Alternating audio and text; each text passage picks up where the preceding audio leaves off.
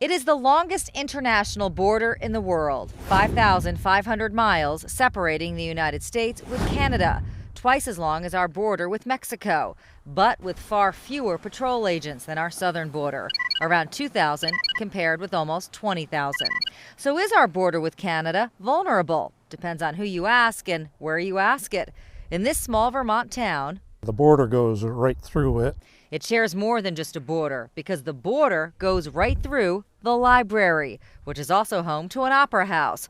Bob Kelly is the town administrator of Derby Line, Vermont.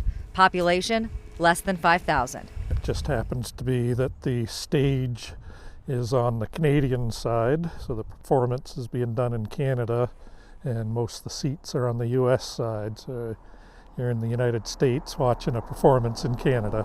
For centuries, people in this small town haven't given much attention to the unique landmarks, like the library, that sit on the border between Canada and the United States, including the line that runs right down the middle of a main road in Derby. Some people have actually referred to it as CanUSA Avenue, practically making Derby Line, Vermont, and Stansted, Quebec, one place, just a few hundred feet apart. Snow and just these concrete markers were dividing the two countries when we visited. But in the warmer months, the line is marked by these infamous potted plants there.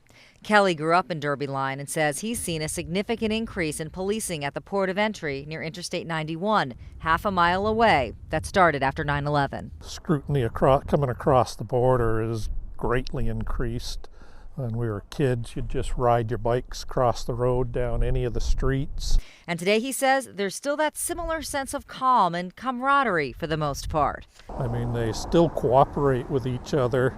The village of Derby Line and the village of Stansted across the border, they share a water system, they share the sewer system. There's mutual aid between the fire departments. You know, if they need one on the other side of the border, they come and help out. I mean, everybody still gets along real good. Just not much talk about the border and day-to-day life here, he says, nor much concern about it either. We don't have much crime as it is, so no, I don't think that really affects us. I think most of them that are coming across are going someplace else. I mean, there's not much here. But there is a growing concern about the dramatically increasing number of arrests along other areas of the Canadian border in the last year. According to the latest numbers from U.S. Customs and Border Protection, in fiscal year 2018, there were 4,316 apprehensions. Compared to the number of arrests along the Mexican border at just under 400,000, it doesn't seem that significant. But that 4,316 is a 42% increase from the previous year. And the number of people crossing into the United States illegally from Canada also up. In fiscal year 2017, 504. Fiscal year 2018, 963 people. One of the places seeing the largest increase of arrests is the area near the Detroit border. In fact, according to a Border Patrol agent who spoke to ABC News, one described a, quote, sophisticated smuggling operation based in Canada that regularly sneaks illegal immigrants, particularly Chinese, into the United States by way of Detroit. And according to recent numbers from the U.S. government, more than half of the illegal immigrants arrested last year as they traveled from Canada to the U.S. were Mexican citizens.